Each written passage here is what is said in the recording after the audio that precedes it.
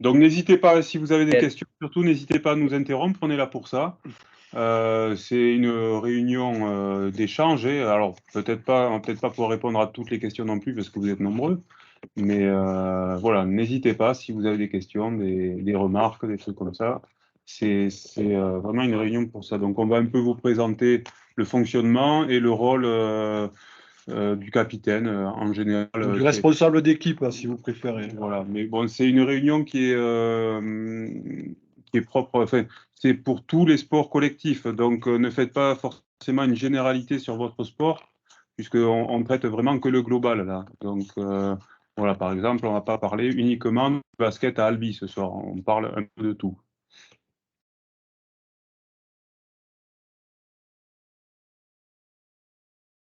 Donc il y a Albert Stigagna, c'est le plus vieux là sur la gauche, c'est moi. Je m'occupe du basket et du volley. Olivier, complètement à droite, s'occupe du foot en tennis. Et il y a un nouveau directeur qui est Olivier Baragnon. Donc Olivier vous disait de faire attention parce qu'il y a Olivier Baragnon et Olivier Barbaron. Donc comme vous pouvez voir, les adresses mail sont assez similaires en plus. Donc bon, juste un petit point sur lequel il faudra faire attention cette saison et les saisons à venir. Donc voilà, donc pour info, Albert Sigagna et Olivier Baragnon sont tous les deux directeurs de la Ligue. Et moi, je suis collaborateur, comme on dit.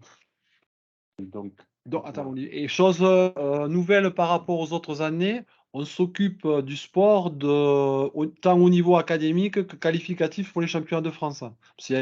Dans notre organisation, il y a une compétition à finalité académique, hein, et une compétition à finalité championnat de France. Donc par rapport aux autres années où il y a un des directeurs qui s'occupait que du qualificatif pour les championnats de France, maintenant si vous avez des soucis, des questions à poser dans un sport, c'est uniquement le responsable qui gère de A à Z. Voilà pour la présentation. Olivier, tu enchaînes. Ouais, donc quelques nouveautés pour cette saison. Donc, je pense que pas mal d'entre vous doivent le savoir déjà. Donc, le certificat médical n'est plus obligatoire. En revanche, vous devez de remplir un questionnaire de santé qui reste anonyme. Enfin, anonyme, vous n'avez pas à le présenter à votre association sportive. Donc, c'est un questionnaire de santé auquel il faut répondre. Si vous répondez non à toutes les questions, donc vous pouvez faire la licence sans certificat médical. Si vous répondez oui à l'une des questions, vous devez proposer un certificat médical de moins de 6 mois. En revanche, pour les sports à contraintes particulières, donc c'est-à-dire le rugby, les sports de tir, le karting, les sports de combat, donc là, il faut dans tous les cas, soit vous avez répondu oui, non à toutes les questions, pardon, et c'est un certificat médical de moins de 1 an. Et pareil, après, si vous avez répondu oui à l'une des 6 questions, c'est un certificat médical de moins de 6 mois. Donc, pour tous les autres sports, si vous répondez non partout, il n'y a pas besoin de fournir de certificat médical pour faire la licence. Juste ce document, vous attestez avoir rempli le questionnaire et avoir répondu non à toutes les questions. Après, bon, faut être franc, il faut jouer le jeu, quoi. Si effectivement vous répondez oui, c'est pas pour rien si on demande un certificat médical. Ensuite, le dispositif Passe Sport. Donc ça, c'est un dispositif qui a été mis en place par le gouvernement qui propose une aide de 50 € par adulte pour ceux qui sont boursiers déjà. Donc la FFSU est éligible à cette aide.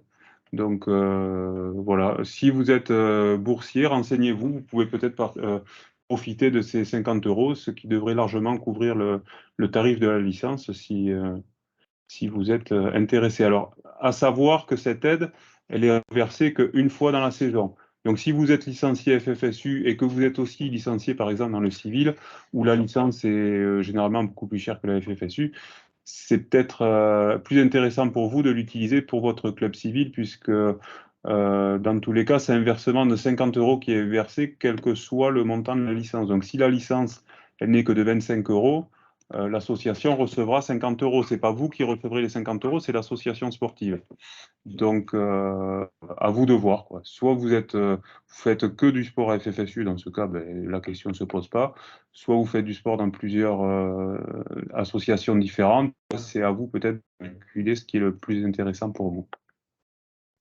Ensuite, autre nouveauté, jusqu'à présent et depuis toujours, les sports académiques fonctionnaient sur des niveaux du type excellence ou super excellence, honneur, promotion, ce qui pouvait être assez compliqué quand on arrivait là. Donc, on a décidé de simplifier la chose et maintenant, dans tous les sports, il n'y a plus d'excellence, d'honneur, de promotion d'honneur. C'est juste niveau 1, niveau 2, niveau 3, niveau 4. Et bon, après, voilà, il y aura pas forcément 4 niveaux dans tous les sports, ça dépend du nombre d'équipes. Mais bon, sachant que le niveau 1 correspond au meilleur niveau. Mais ça, vous avez déjà dû le faire. Et pour rappel, sauf exception, les engagements pour le championnat d'académie et les sélectifs sont finis, hein. Donc ça, c'était jusqu'à dimanche passé, là. Donc en principe, toutes les équipes doivent être engagées. Donc j'enchaîne avec les demandes de report qui se font désormais en ligne. Donc vous avez... Je vais vous faire une petite démonstration.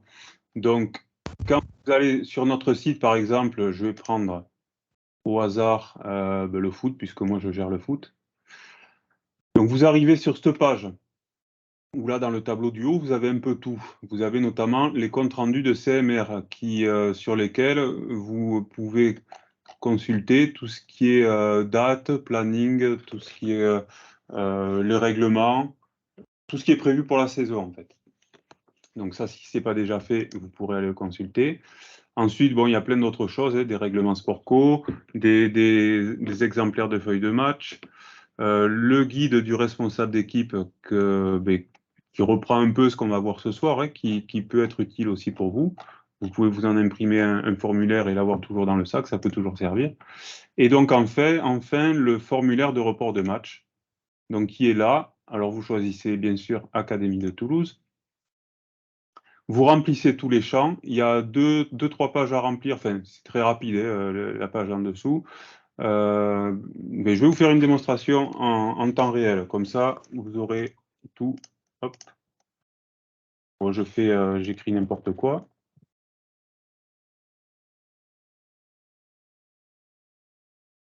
Donc, date initiale du match. Donc, à savoir que on est le 20 octobre. Je ne peux pas choisir le 20 octobre. Je ne pourrais pas faire une demande de report pour le soir même, puisque ça, normalement, c'est 48 heures. Hein.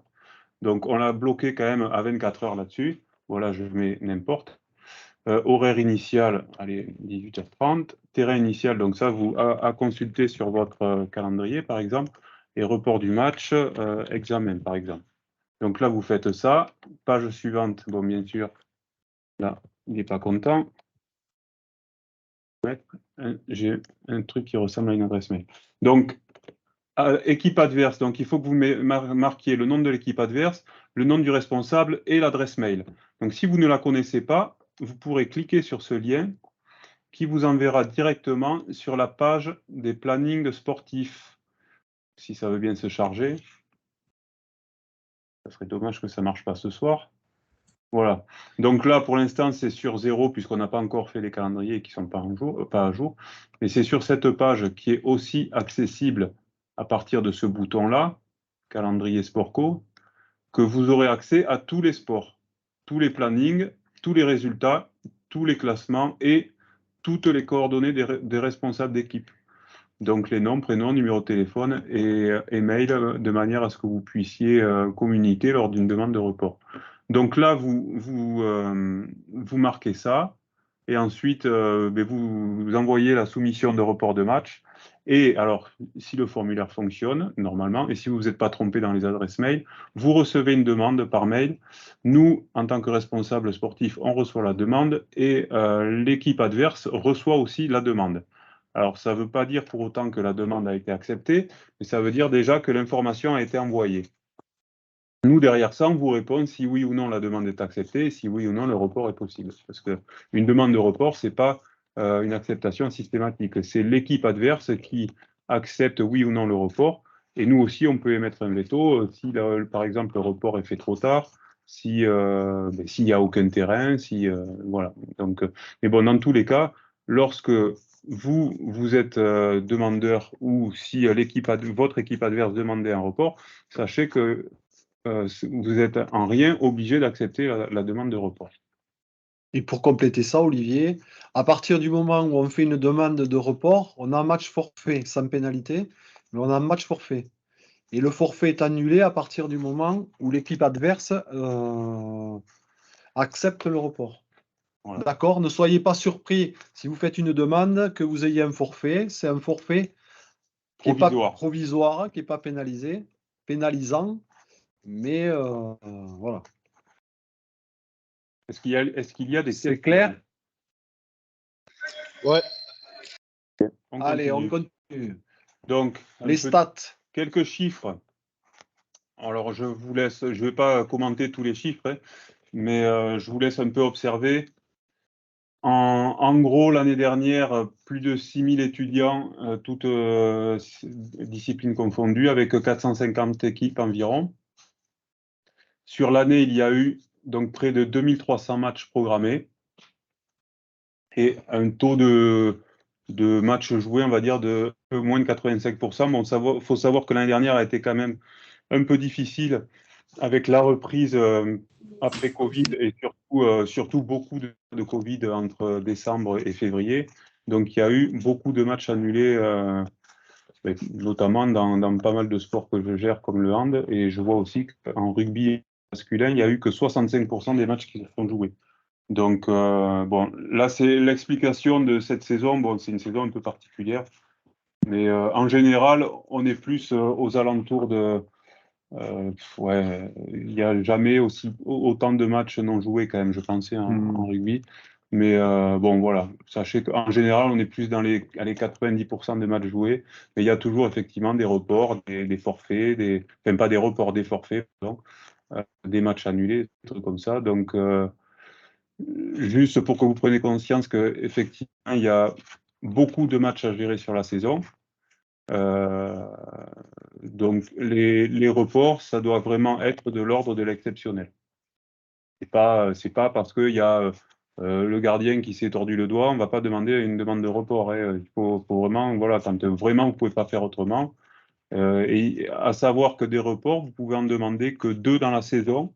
Alors pour les sports que je gère, donc le rugby et le foot et le hand, c'est un report lors des brassages. Donc entre novembre et décembre, il y a les brassages. Ensuite, il y a les phases finales, les phases de poule, pardon.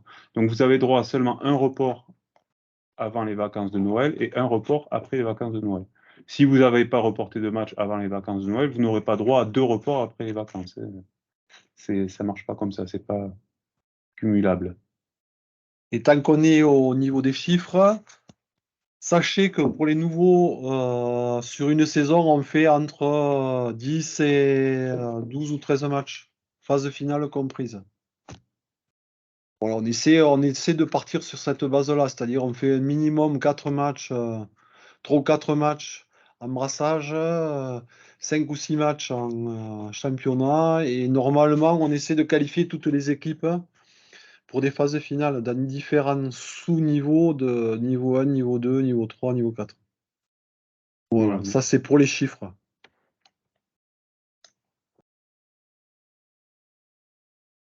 Vas-y. Donc, pour être un peu plus précis dans votre rôle, donc vous êtes l'interlocuteur unique entre votre équipe et la FFSU. Ça, vous devez le savoir. Donc, vous êtes responsable de la feuille de match avant la rencontre. Et ça, c'est hyper important. Et vous engagez votre responsabilité sur son authenticité. Donc, la compléter avec les noms et numéros de licence de chaque joueur. Là, on vous autorise à arriver avec des feuilles de match pré-remplies. Hein. Donc, vous pouvez arriver avec votre feuille de match, vous la donnez à l'arbitre, et l'arbitre, il nous fait, s'il y a 2 feuilles de match, c'est pas un problème, il nous la transmet. Donc pour info, sachez que sur le site, dans chaque sport, vous avez les feuilles de match au format Word, normalement. Donc, Remplir. Oh, Il y a quelqu'un qui a le son là qu'il faudrait arrêter, s'il vous plaît. Merci.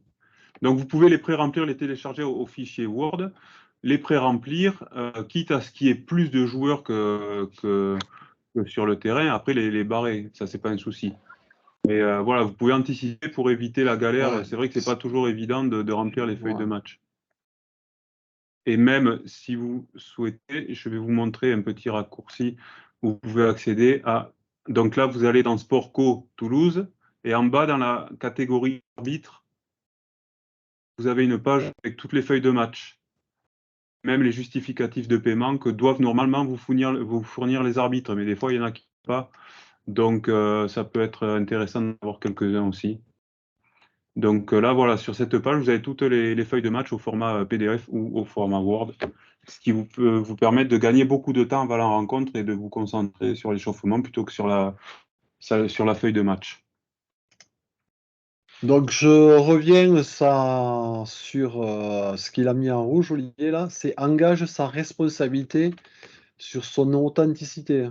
Juste une anecdote, l'année dernière, on a eu un gros problème sur un match de foot où on a fait jouer un joueur.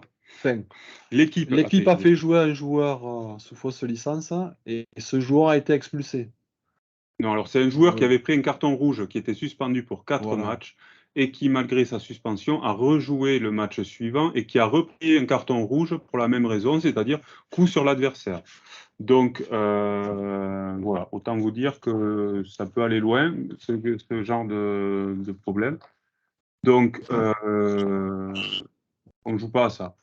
Voilà, Excusez-moi, j'ai une question. Oui. Par rapport à ça, tant que la personne a la licence, elle peut jouer, c'est-à-dire qu'on peut changer de joueur entre chaque match. Ah, mais bien sûr. D'accord, oui, très bien, ok. Ah ouais, si tu as 40 joueurs dans ton équipe, tu peux faire jouer d'un match sur l'autre, tu peux changer complètement l'équipe. Hein. Et tu n'es pas obligé de faire jouer que des. À partir du moment où la licence n'est pas spécifiée, si tu es footballeur, tu peux aller jouer au volley ou au hand, sauf au rugby. Tu peux pas, pour jouer au rugby, il faut que tu aies une licence avec certificat médical spécial. D'accord, merci. Ta question? Oui, très bien. Merci. Effectivement, par exemple, pour le foot où il faut un effectif de 16 personnes sur la feuille de match, si vous avez 20 personnes, ça peut tourner sur le match suivant. Mais sur la feuille de match, le soir du match, il n'y aura que 16 personnes qui pourront jouer, mais après, en remplacer, par exemple. Ensuite, donc, vous devez payer l'arbitre avant la rencontre. Donc, l'arbitre est censé, comme je vous le disais tout à l'heure, vous donner en échange un justificatif de paiement qui peut vous permettre après de vous faire rembourser par votre association sportive.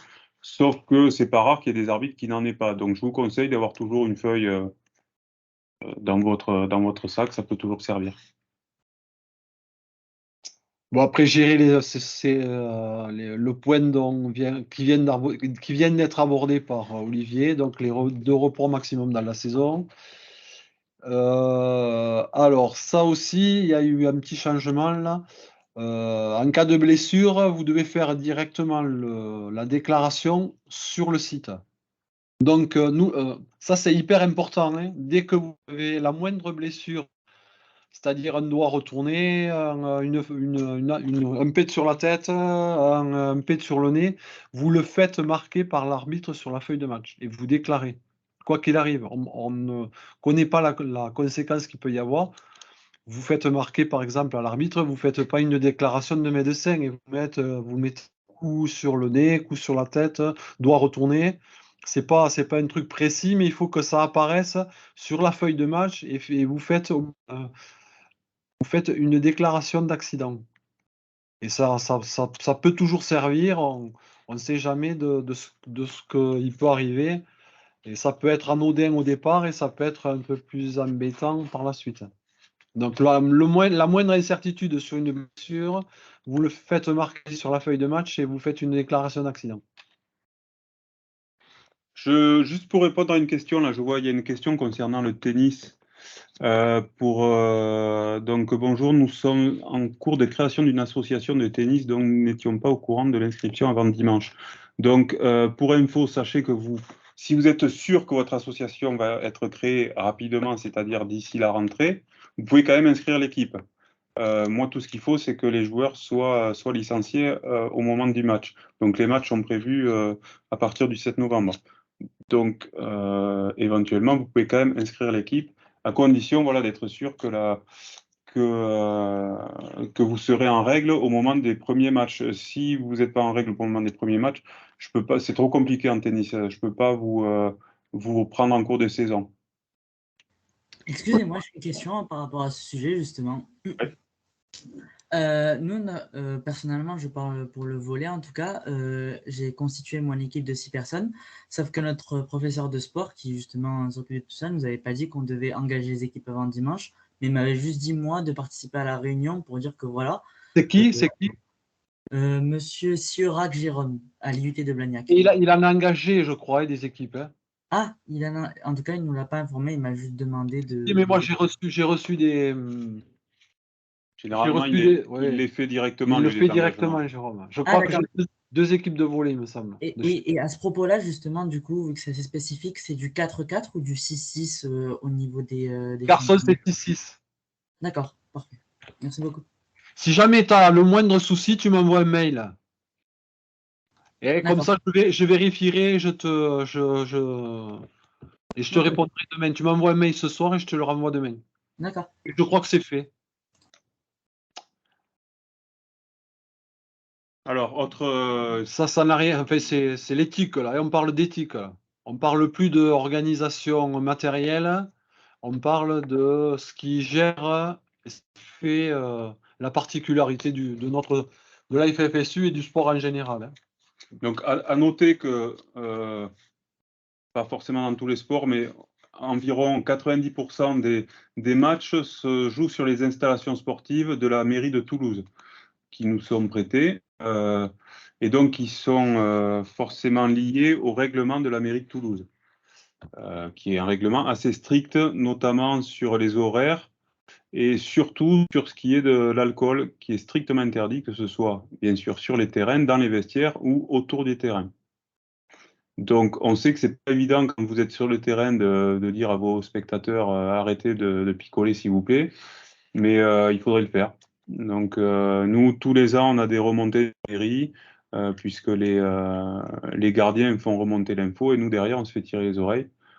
Pareil pour ce qui est du handball, par exemple, sachez que l'alcool est strictement interdite dans toutes les installations sportives. Donc là aussi, la mairie, ils sont vraiment très très pointilleux avec ça. Et donc pour compléter ce que vient de dire Olivier, quand on vous met le 20 heures sur l'install pour le début du match, il y a certains, enfin souvent, il y a des entraînements ou des rencontres avant notre match. Et donc, le gardien ne vous laisse pas rentrer sur le terrain avant 20 heures ou 21 heures. Et donc, mais c'est comme ça, il faut se dépêcher de s'embâcler l'échauffement de manière à ce que le match commence le plus tôt possible, c'est-à-dire à 20h15, parce que s'il y a un autre match, à 21h, il faut que l'arbitre arrête obligatoirement le match à 21h. Donc c'est hyper strict comme horaire sur les installations municipales parce qu'on ne peut pas dépasser les créneaux. C'est un peu plus, c'est moins contraignant sur les installations universitaires où on peut un peu plus déborder. Voilà, donc sachez que sur les installations municipales, le premier match, 20h, il faut 10 minutes, un quart d'heure avant et vous allez être prêt pour vous échauffer à 20h. Vous ayez fait la feuille de match et tout ce qui s'ensuit. Après, vous pouvez aussi commencer à vous échauffer un peu dans les couloirs ou à l'extérieur quand c'est des gymnases, hein, Ouais. ou quand c'est un terrain de foot ou de rugby, vous commencez à vous échauffer. Et surtout, sans gêner ceux qui sont déjà sur le terrain, parce que là aussi, on a souvent des remontées. Tant que certaines équipes, alors c'est plus souvent en rugby que ça, en foot pardon, que ça arrive, où les gars commencent à s'échauffer sur le terrain alors que le cours d'avant n'est pas terminé. Donc ça non, soit vous avez la place de le faire derrière les buts à condition que ça gêne personne, mais soit vous attendez ou vous échauffez un peu sur le parking ou ou vous mettez des coups de boulard dans le vestiaire si vous voulez, mais bon, vous gênez pas ceux qui sont déjà sur le terrain. Bon, dans le respect de l'arbitre, ça va de soi, hein. L'arbitre, il est comme vous, il peut faire des fautes, il peut être mal luné, il peut être fatigué, donc on le respecte quoi, quelle que soit la décision qu'il prend. Et si jamais vous avez des choses à lui faire remonter, vous allez patiemment le rencontrer après le match et vous lui expliquer gentiment, sans gueuler, ce que vous pensez de son arbitrage. Et je pense qu'il sera à même de vous répondre par rapport aux décisions qu'il a prises. Bon, respect de l'adversaire, ça va de soi, hein. On ne joue pas la métairie, même si on sait que vous avez envie de gagner et que vous ne rentrez pas sur le terrain pour faire n'importe quoi, mais on respecte l'adversaire, quel qu'il soit, et de n'importe quel niveau qu'il soit. Bon, respect des organisateurs, c'est ce qu'on vous disait. On respecte les installations sportives. On laisse les vestiaires propres, hein. On essaie de ne pas remplir les poubelles de canettes. Bon, de toute façon, vous l'avez dessous et alcool strictement interdit. Donc ça, il vous faut faire la guerre à vos coéquipiers, vos spectateurs, pour qu'on n'ait pas de remontrance de la part de la mairie. Pour l'anecdote, l'année dernière, sur les finales de foot, je crois que c'était Excellence, où il y avait l'ICAM qui avait énormément de spectateurs, qui étaient, somme toute, relativement sympathiques, hein, mais bon, j'ai fait le tour à la fin du match, j'ai ramassé 2 cabas entiers de bouteilles. Et puis j'ai notamment éteint avec mes petits pieds un début d'incendie, puisqu'il y a des intelligents qui avaient balancé un fumigène dans l'herbe sèche. Donc heureusement que je passais par là à ce moment-là, parce que sinon, je ne sais pas comment ça aurait pu se terminer. Donc voilà, vous voyez, c'est des petits détails qui peuvent des fois faire de gros dégâts. Donc c'est une connerie, quoi, hein, un fumigène, allez, on balance, sauf que voilà, il y avait une plaque de 50 cm qui commençait à cramer. Donc voilà, c'est un peu débile sur le coup, mais voilà, heureusement que j'étais là. Sinon, je pense qu'on n'aurait plus jamais eu d'installation sportive à Toulouse s'il y avait eu un incendie. Il y a sur certains matchs. Non. Si. Ah, mais vas-y, alors on a reçu une l'autre question, bas. là, je te laisse, c'est là, c'est bon, j'ai répondu, là, je te laisse, c'est là. Alors, prolongation, il n'y a pas de prolongation sur les matchs de poule, hein. Prolongation, on répond à une question là, de Titouan. Les prolongations, c'est uniquement sur les matchs phase finale. Et en général, c'est des. Enfin, non. En général, non. J'allais dire une bêtise. Il n'y a qu'en volley où c'est des matchs plus courts en volley. Donc, il y a pas. Il y a toujours. De toute façon, en volley, il n'y a jamais d'égalité. Voilà, mais après, sur les phases finales, effectivement, ça peut arriver qu'il y ait des prolongations. Alors, généralement, ce n'est pas des prolongations, c'est des tirs au but direct.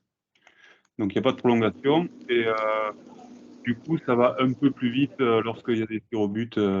Ça évite de perdre trop de temps.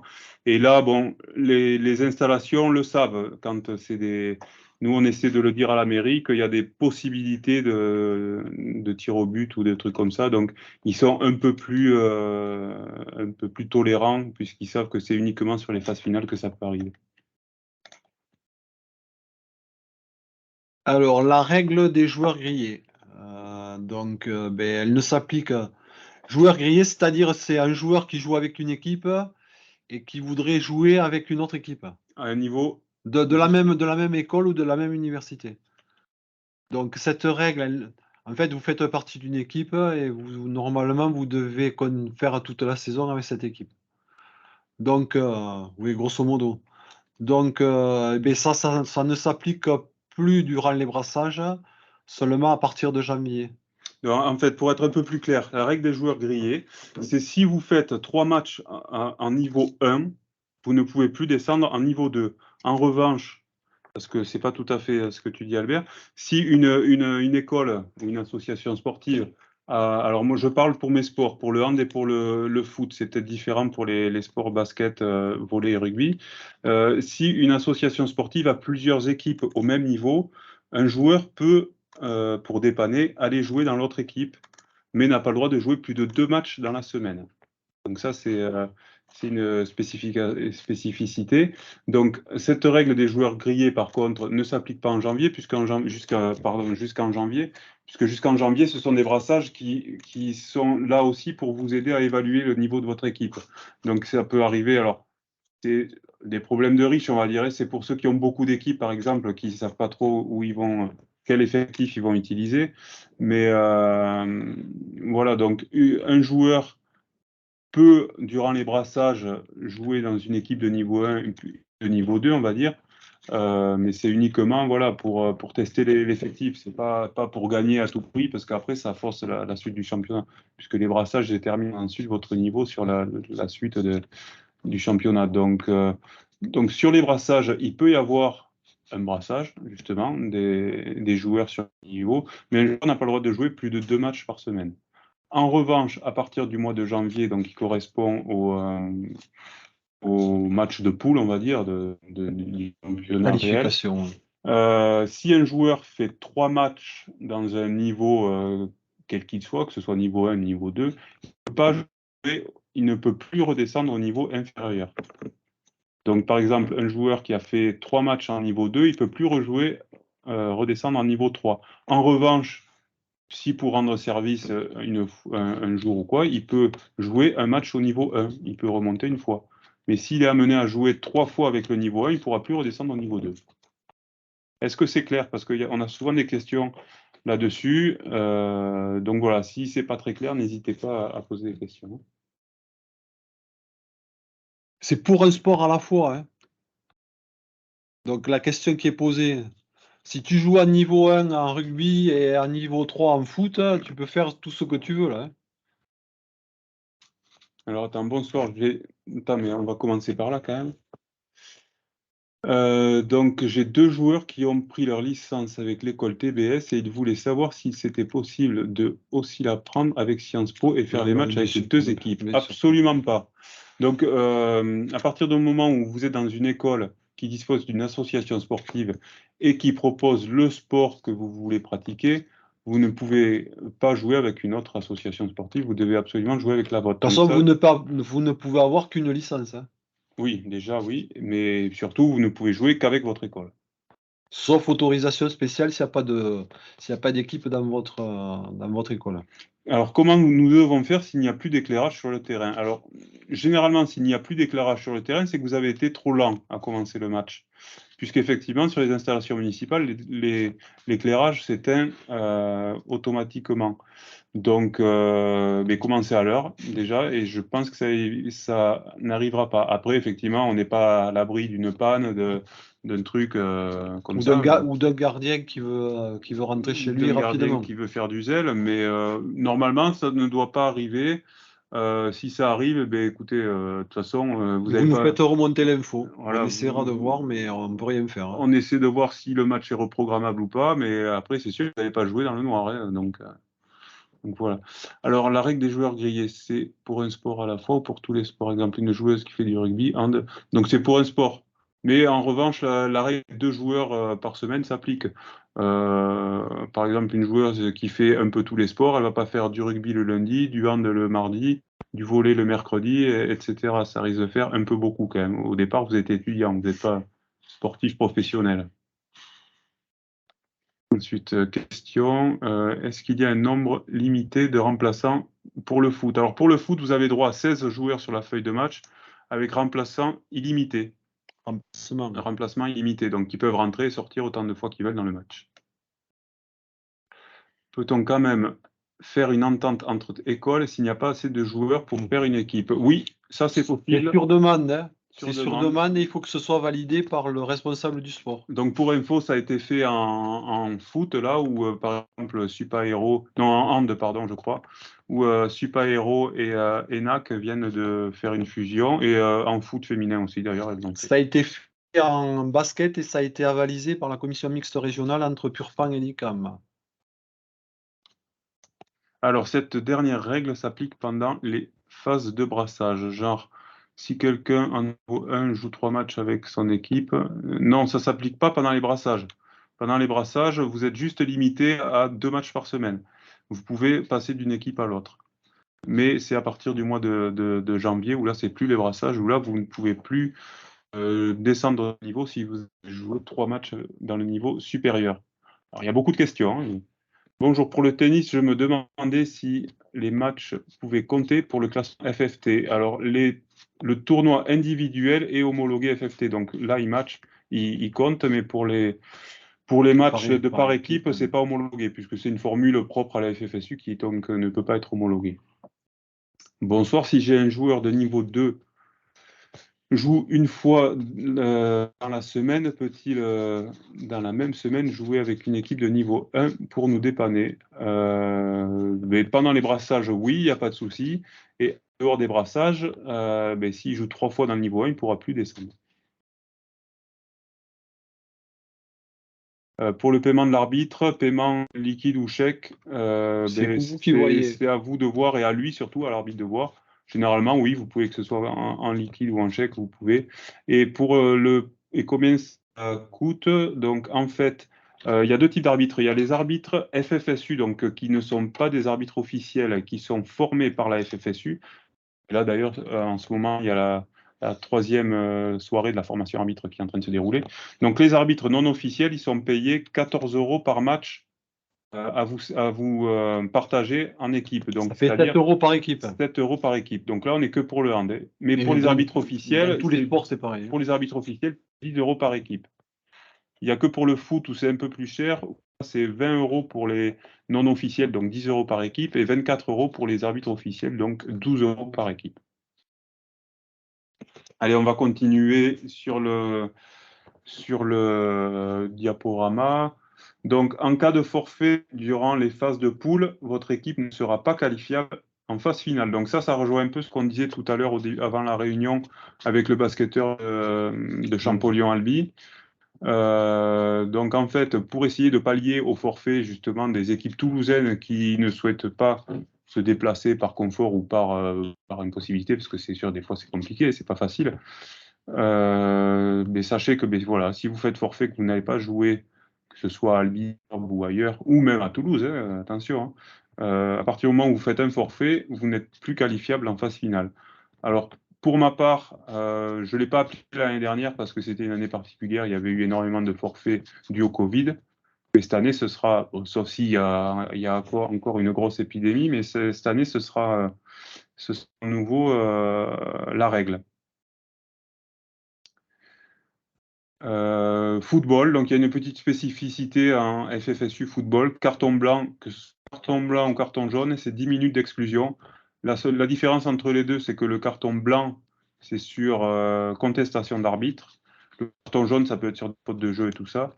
Et le carton jaune est comptabilisé. Donc, c'est-à-dire que si dans la saison, vous avez 2 cartons jaunes, vous aurez automatiquement un match de suspension derrière. Ce qui n'est pas le cas pour le carton blanc.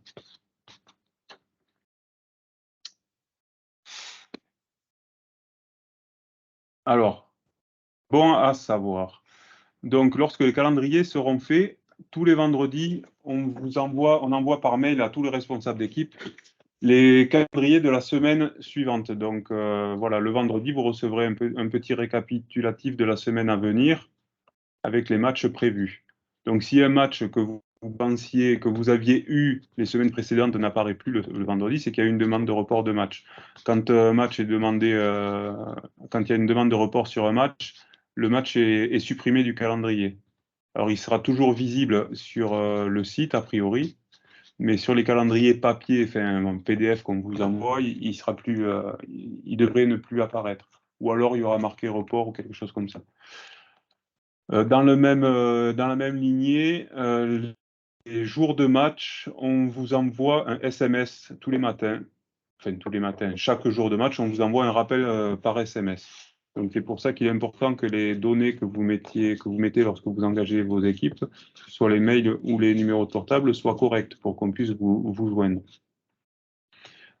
Ça reprend ce que disait Albert tout à l'heure. Ensuite, l'heure inscrite sur le calendrier et l'heure du coup d'envoi. Alors, dans la mesure du possible, bien sûr. C'est surtout l'heure suivante, quand il y a 2 matchs qui s'enchaînent, donc que ce soit en hand ou en basket, par exemple. Vous devez, par tous les moyens, arriver à terminer l'heure, enfin, à terminer votre match à l'heure À à l'heure du laquelle, second match. voilà, à l'heure à laquelle est prévu le match suivant. Donc, par exemple, en hand, il y a des matchs à 20h et 21h. Donc, les matchs font 2 fois 20 minutes. Donc, si vous commencez pas à 20h, si vous commencez à 20h15, normalement, vous êtes tranquille, le match sera fini à 21h. Si par contre, vous commencez à 20h30 parce que vous avez des joueurs qui sont en retard, eh bien, charge à vous, mais ne soyez pas surpris si l'arbitre arrête le match avant. Donc, peut-être anticiper le coup, parlez-en au capitaine et à l'arbitre, de dire, ben, au lieu de faire 2 fois 20, on va peut-être devoir faire 2 fois 15. Tant pis. L'arbitre, il le fera, comme ça. Hein. Oui, mais bon, après, des fois sur les. Soyez pas surpris parce que les capitaines, enfin les joueurs sont toujours un peu surpris. Ils nous disent ouais, le match, l'arbitre a sifflé avant la fin. Sauf que quand on dit ben ouais, mais vous avez commencé à quelle heure? Ouais, ben à 8h30. Bon, voilà, donc c'est normal, il n'y a pas de souci.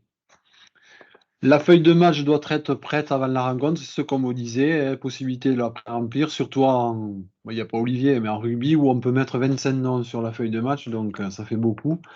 Ça fait beaucoup de perte de temps.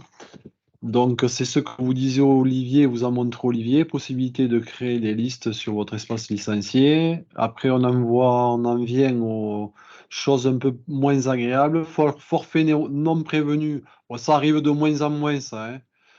Disons qu'avec tout ce qu'on vous envoie entre le mail du vendredi et le texto du matin, bon, ça arrive encore qu'il y ait des forfaits, mais c'est rare quand même. Ouais, Des c'est forfaits très non rare. prévenus. Donc c'est 40 € d'amende plus frais d'arbitrage, donc ça fait entre 14 et 24, plus frais de déplacement si une équipe se déplace et fait le déplacement pour rien. Donc ça peut revenir extrêmement cher. Après, forfait non prévenu, au moins 24 heures à l'avance, c'est une amende quand même, 25 €. Bon, et on revient sur l'alcool strictement interdit avec un risque d'exclusion de l'équipe. Je te Voilà. laisse répondre. J'y vois pas. Il y a des durées d'échauffement qui diffèrent selon les sports. Par exemple, le volley a besoin d'1 heure pour C'est s'échauffer, impossible. mais vous avez dit qu'on pouvait avoir que 15 minutes. Alors effectivement, 1 heure d'échauffement, c'est pas possible. Soit vous mettez de la crème chauffante, Non, c'est impossible. Vous avez maximum 15-20 minutes. C'est soit tout. vous anticipez, vous Soit vous échauffez anticipez, ouais. avant, quoi. Mais effectivement, vous ne pourrez pas vous Non, mais autrement, il y a échauffer. 2 matchs par soirée, tu finis à 24 heures. Quoi.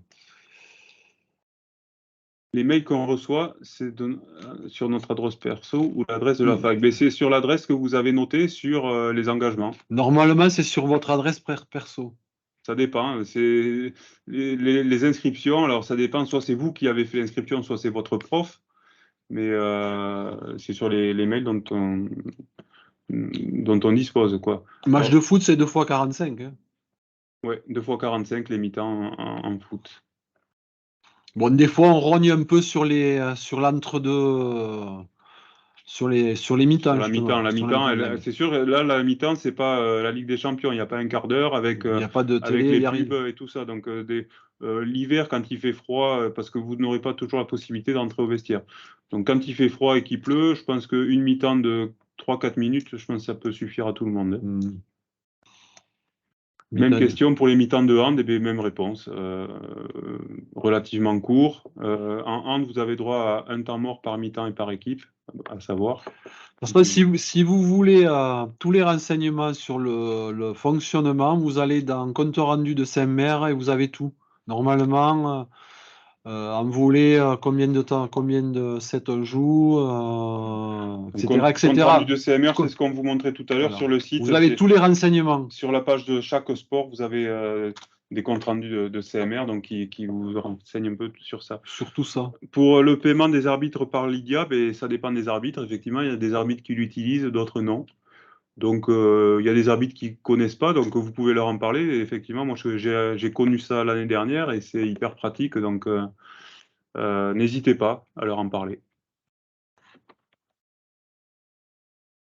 Alors, ensuite, je crois qu'on est arrivé à la fin de la réunion. Alors, je vous mets juste une petite page avec, n'hésitez pas, donc en haut, le site sur lequel vous avez toutes les infos. Au milieu, notre page Facebook, bon, même si c'est de plus en plus dépassé Facebook, mais on communique encore pas mal dessus.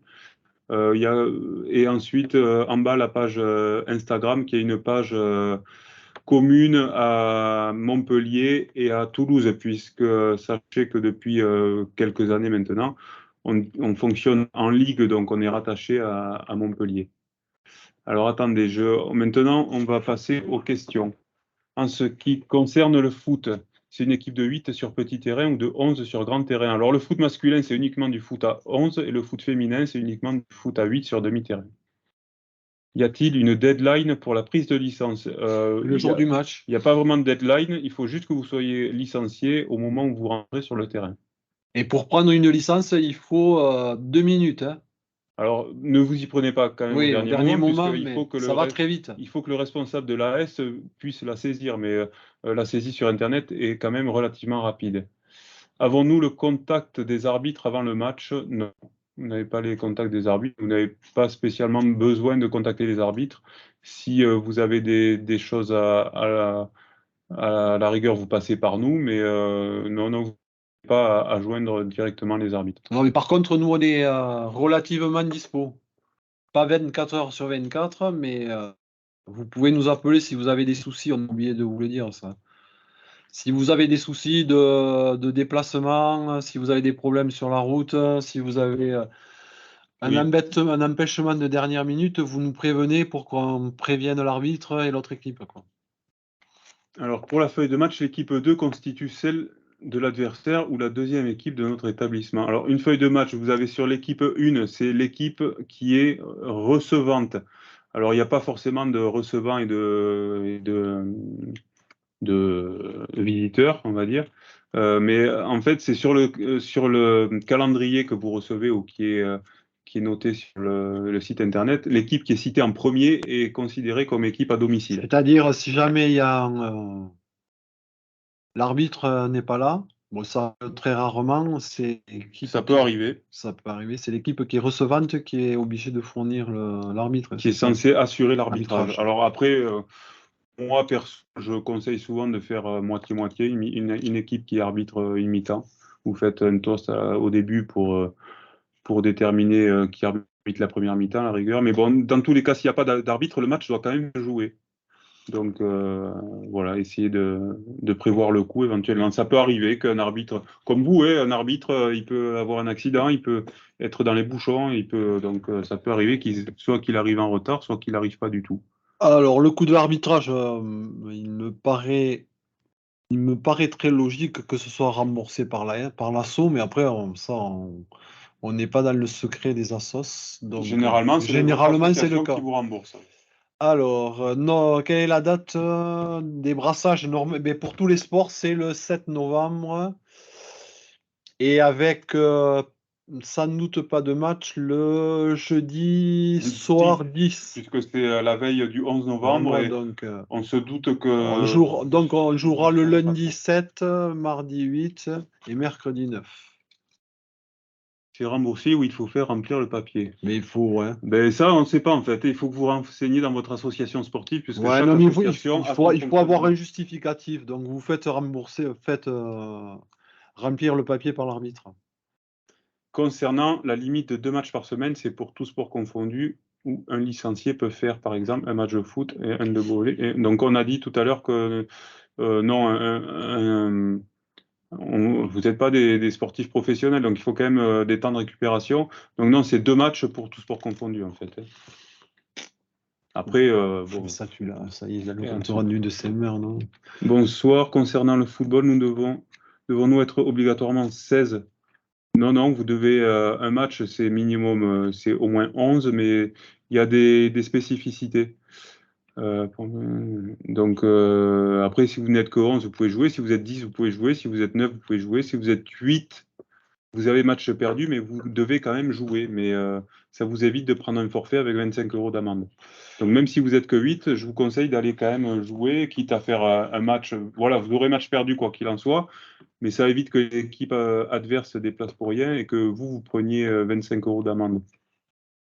Une feuille de match suffit, ouais, pour les 2 équipes, mais oui, non, mais sauf qu'il il faut speeder quand même, hein. Je sais pas si vous avez déjà rempli des feuilles de match, c'est long, hein, quand même, entre remplir les noms, les feuilles, les numéros de licence. On a oublié de vous préciser aussi qu'il fallait. Ah ouais, mais il n'y a pas. Il faut au moins un justificatif d'identité. Carte étudiant. Quand, lors de tous les matchs, vous devez, chaque joueur doit présenter, donc il y a le numéro de licence qui est sur la feuille de match, qui commence toujours par Y et 8 ou 9 numéros derrière.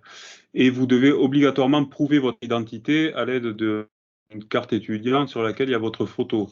Si par défaut vous n'avez pas ça, vous pouvez présenter une pièce d'identité. Mais ce qui est demandé, c'est carte étudiant officielle avec photo. Bon, les calendriers, vous allez les recevoir ou en fin de semaine prochaine ou en autour du 30 octobre ou début novembre pour la semaine d'après. Voilà. Vous n'allez pas les recevoir le jour même vous allez les recevoir 3 ou 4 jours avant. Donc oui, donc tous les sports, tous les brassages, que ce soit foot, hand, basket, rugby et volley, c'est prévu de commencer après les vacances de Toussaint, donc la semaine du 7 novembre. Donc voilà, donc vous recevrez le calendrier avant, bien sûr. On essaie généralement, dans la mesure du possible, c'est pas toujours facile, de vous les envoyer une semaine avant. Y a-t-il des matchs pendant les vacances scolaires? En général, non. Alors, à savoir quand même qu'il y a une spécificité du monde étudiant, c'est que personne n'a les mêmes vacances. Vous avez, alors, c'est surtout après Noël où c'est compliqué. Par exemple, les semaines d'hiver, vous avez des écoles qui ont la première semaine, d'autres qui ont la deuxième semaine, d'autres qui ont les 2 semaines, d'autres qui ont aucune vacances et d'autres qui ont les vacances en dehors des vacances scolaires. Donc, on fait ce qu'on peut. On essaie de tenir compte dans la réalisation des calendriers de toutes ces demandes. Hein. Mais bon, c'est pas toujours évident. Non. Va-t-on pouvoir choisir heure et jour de match pour notre équipe? Normalement, les engagements sont déjà faits. Donc, lors des engagements, on vous demande juste quel jour vous ne pouvez pas jouer. Après, on n'a pas, vous verrez, on n'a pas pléthore de terrain. Hein. Dans tous les cas, on ne peut pas distribuer des matchs à tir-larigot. Donc, on fait avec ce qu'on a. On n'a pas énormément de terrain. On essaie de vous arranger au maximum. On sait que vous avez des contraintes. On a aussi des contraintes matérielles et de temps et de terrain. Donc, on fait au mieux, mais on ne peut pas vous assurer que si vous pouvez jouer que le mardi, un mardi sur 2 à 18h18, non, on ne peut pas vous assurer ça. Alors, les matchs de basket filles ont toujours lieu le jeudi soir comme l'an dernier, mais ça dépend des réponses des autres équipes. Et des jours surtout où vous ne pourrez pas jouer. Donc, c'est difficile de te répondre là tant qu'on n'a pas épluché toutes les réponses de toutes les équipes. Est-ce que les responsables d'équipe figurent sur les calendriers? Alors, sur les calendriers qu'on envoie, oui, mais pas forcément toujours. En revanche, comme je vous le redis, je vais vous le remontrer, je vais aller sur le site de la Ligue, donc sport-u-occitanie.com. Lorsque vous allez dans calendrier Sportco, vous tombez sur la page où il y aura des plannings de tous les sports. Donc, il faudra quand même filtrer en fonction de votre sport, de votre poule et tout ça. Sinon, ça sera un bordel sans nom, vous comprendrez rien. Donc, il faut prendre le temps de filtrer votre poule, votre niveau et tout ça. Et donc là, vous aurez les plannings sur cette page, les résultats sur l'autre page. Bon, là, il y a 0, hein, parce qu'il n'y a rien. Et les responsables à droite, en haut à droite. Et là, vous aurez les numéros, les noms, téléphones et mails de chaque responsable. Voilà. Donc ça, c'était la dernière question pour l'instant. Est-ce qu'on a été clair? Non. Eh bien, on vient de répondre. Mais on a répondu. Donc, on essaie de les envoyer à peu près une semaine avant le début des rencontres, au moins. Donc pour info, je le redis si vous ne l'avez pas entendu, cette visio est enregistrée. Donc on va essayer de la mettre en diffusion, soit sur notre page YouTube, parce qu'on a aussi une page YouTube, je n'ai pas mis là, mais voilà, soit sur le site, enfin bon, de manière à ce que vous puissiez éventuellement, si vous avez des besoins, la consulter. Voilà. Alors comment se passent les sélections entraînements? Ben, c'est le responsable de l'équipe qui organise tout. qui joue la Coupe de France, c'est pas la Coupe de France. Hein, la SU Toulouse, c'est le championnat de France. Hein, basket. Oui, donc c'est Laurent Ducrot et Julien de Laplante qui vous contacteront. Non, c'est l'équipe qui reçoit qui doit faire la feuille de match. C'est l'arbitre qui vous la donne et si jamais vous ne l'avez pas remplie. Mais on vous conseille d'arriver avec un exemplaire voilà. de feuille de match déjà pré-remplie. Même si chaque équipe a sa feuille, c'est pas grave. Vous inquiétez pas, les arbitres, ils le savent. Nous, on a l'habitude, on reçoit deux feuilles de match pour un match. Ça fait un gros classeur, mais c'est pas grave. C'est pas grave. Est-ce que, oui, c'est possible de changer le jour d'indisponible. Vous nous envoyez un mail. C'est pour quel sport invité. Bon, non, vous nous envoyez un mail si vous voulez changer de jour d'indisponibilité. Mais très rapidement. Très rapidement. Feuille de... Oula. Alors, feuille de match et feuille de paix, c'est à imprimer avant chaque match. Oui, alors, essayez d'en avoir toujours une dans le sac.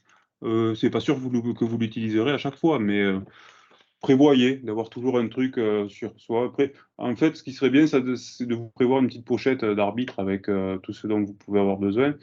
D'arbitre, pardon, de capitaine. Donc, feuille de match, feuille de paiement, éventuellement un petit livret donc, que je vous disais tout à l'heure. Tenez, je vais vous montrer sur le site, pareil. Donc, quand vous arrivez sur le site, vous pouvez aller sur Documents, et là, vous avez Guide et Livret. Et là, vous avez le livret du responsable d'équipe qui explique un peu tout ce qu'on a à toute réunion. Là, vous aurez plein d'infos, notamment un récapitulatif du règlement. Donc, n'hésitez pas à aller le récupérer. Pareil que pour les autres sports, pour le hand, ça commence la semaine du 7 novembre. Ben oui, chaque équipe aurait rempli sa partie. Ouais. Bon, mais écoutez, si